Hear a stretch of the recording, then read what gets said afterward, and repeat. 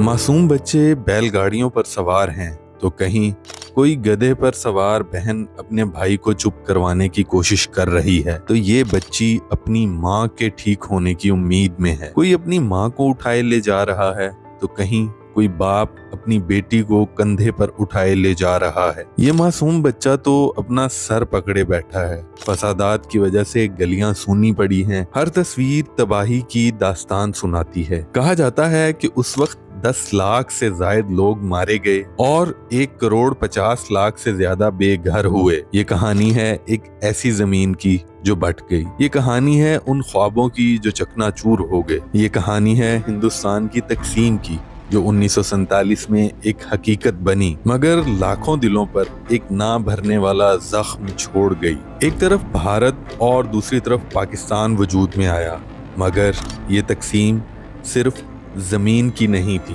बल्कि दिलों की, खानदानों की और सदियों पुरानी यादों की भी थी। लाखों लोग अपने घरों, गलियों, बाजारों और जमीनों को छोड़ने पर मजबूर हुए। कुछ हंसते बसते शहरों में अचानक खामोशी छा गई तो कहीं चीखों पुकार और आंसुओं का तूफान बरपा था। इस तकसीम से कई खानदान खत्म हो गए, दोस्त दुश्मन बन गए और भाई भाई से जुदा हो गया। गांव वीरान हो गए। लेकिन इसी दौरान कुछ ऐसे भी थे जिन्होंने अपनी जान खतरे में डालकर दूसरों की मदद की, नफरत के अंधेरे में उम्मीद की रोशनी जलाई। आइए आज आपको दिखाते हैं तकसीम के वक्त की वो तस्वीर जो बरे-सगीर की तारीख में हमेशा के लिए नक्श हो गई।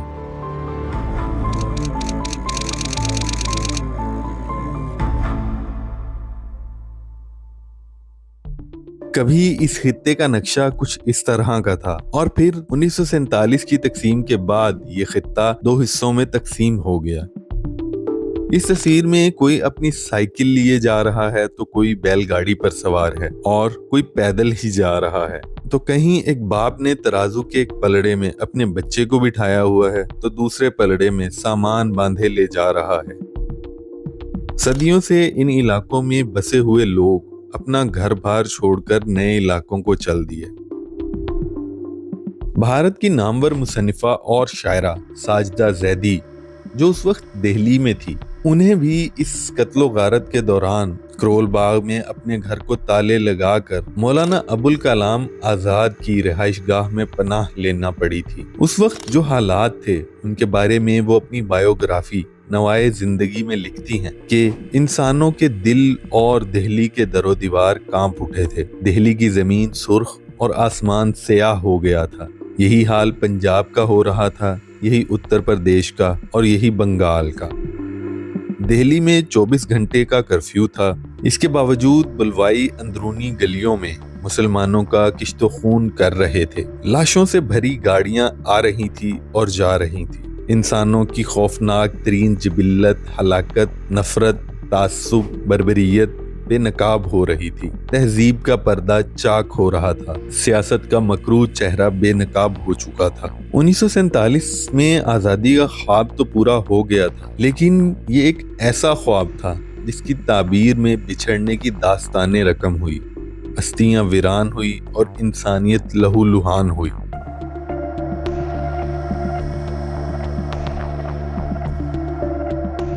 तकसीम हिंद के फौरन बाद पैदा होने वाले अंधोनाक हालात में भारत में रह जाने वाले मुसलमान इंतहाई मायूसी और उदासी का शिकार हो चुके थे। उनकी बड़ी तादाद अपनी जान बचाने की खातिर अपने घरों को ताले लगाकर हिफाजती कैंपों में डेरे डालने पर मजबूर हो गई थी। इनमें से कुछ ऐसे थे जो पाकिस्तान चले जाने के लिए एक अच्छे मौके का इंतजार कर रहे थे। ताहम अक्सरियत वो थी जो हिजरत करना ही नहीं चाहती थी लेकिन अपनी कौमी और सियासी शनाख्त खो जाने और अपने मुस्तकबिल को लेकर फिक्रमंद भी थे। मेरे दादा भी इन्हीं लोगों में से एक थे जिनको 1947 की इस तकसीम में इंडियन पंजाब के खानपुर से अपना घर बार छोड़कर पाकिस्तान आना पड़ा। तकसीम के बहुत से किस्से मैंने उनसे सुने थे। इन तस्वीर को देखकर आज इन लोगों के घर छोड़ने की तकलीफ का अंदाजा होता है। उनकी ख्वाहिश भी थी कि वो एक बार खानपुर में मौजूद उनकी हवेली जिसको वो याद किया करते थे देख कर आए और इसी ख्वाहिश को लिए وہ इस दुनिया से रुखसत हो गई।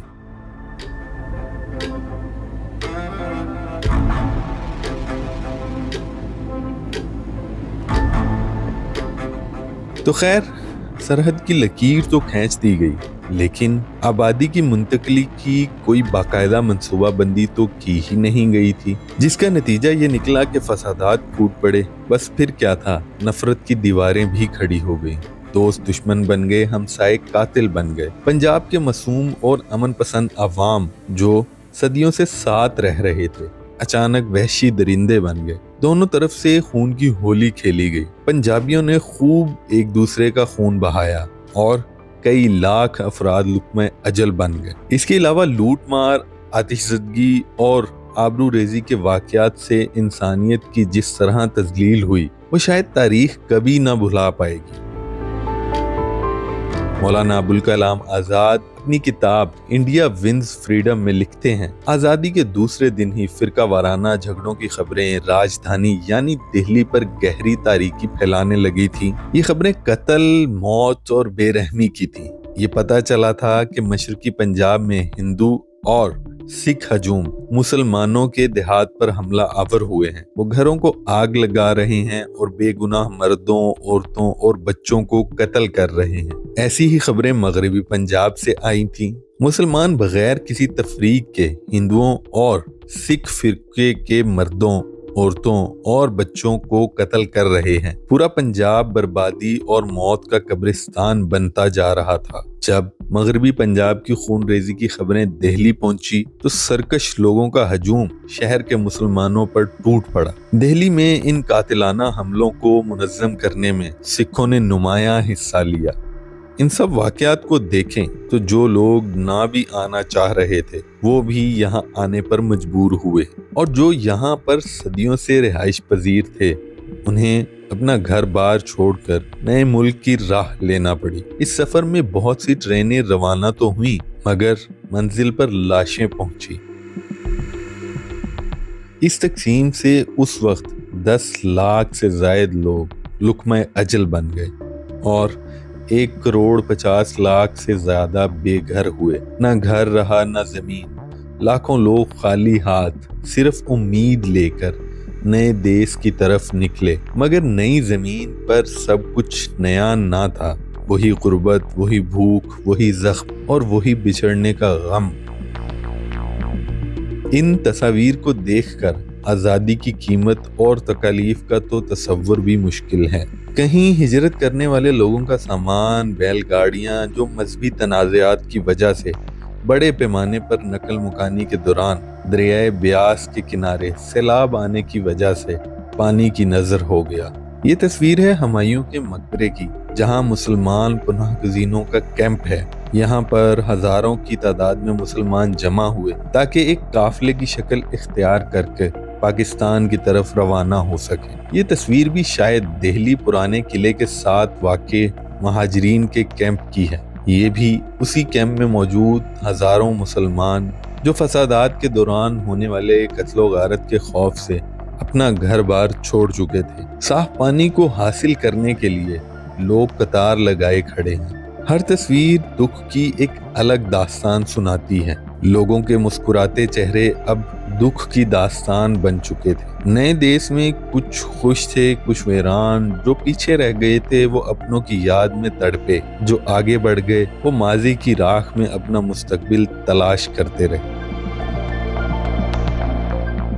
आपको ये वीडियो कैसी लगी? कमेंट में अपनी राय का इजहार जरूर कीजिए। वीडियो अच्छी लगे तो लाइक, शेयर और चैनल को सब्सक्राइब भी जरूर कीजिए। और अगर आप ये देखना चाहते हैं कि 1953 में लाहौर कैसा था, इस पर आप हमारी ये वीडियो देख सकते हैं। और यहाँ देखें राजस्थान के 2 खूबसूरत शहर जयपुर और उदयपुर पर हमारी ये बेहतरीन डॉक्यूमेंट्री। शुक्रिया।